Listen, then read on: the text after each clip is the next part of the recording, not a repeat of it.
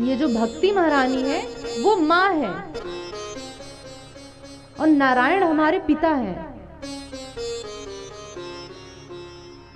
और सीधा पिता के शरण में जाने से हमारा प्रक्षालन नहीं होगा।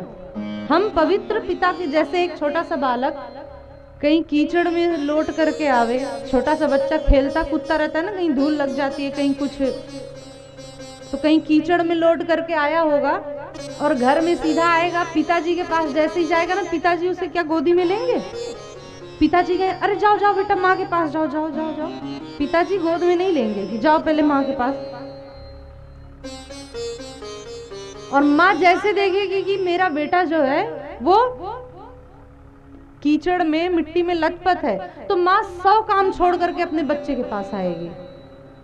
माँ 100 काम छोड़ करके अपने बच्चे के पास आएगी और उसे गोदी में उठाएगी और उसे ले जाएगी, बढ़िया सा नहलाएगी धुलाएगी, बढ़िया क्रीम पाउडर लगा करके, काजल तेल लगा करके उसे सजा धजा करके तब कहेगी कि जा बेटा खेल।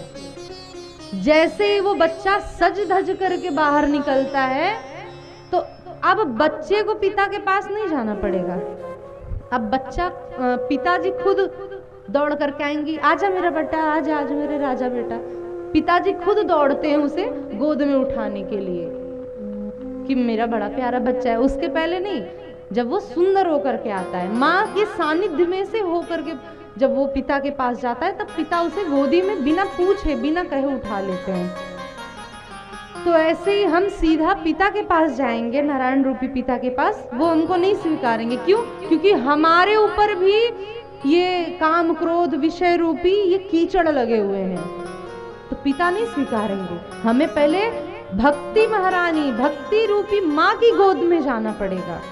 वो हमें कथा रूपी, सत्संग रूपी, कीर्तन रूपी पाउडर, क्रीम, काजल ये सब लगाएंगी, इनसे हमारा स्नान करवाएंगी, हमें सजाएंगी धजाएंगी, भाव रूपी प्रेम रूपी इनसे हमारा श्रृंगार करेंगी। जैसे ही हमारा श्रृंगार हो जाएगा भक्ति से,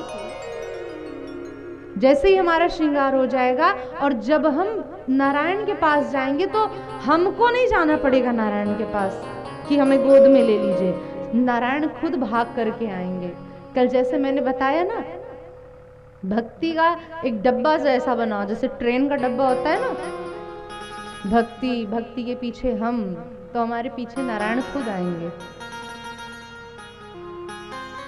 तो ऐसी माँ के सानिध्य में जाओ, पहले भक्ति की शरण में जाओ।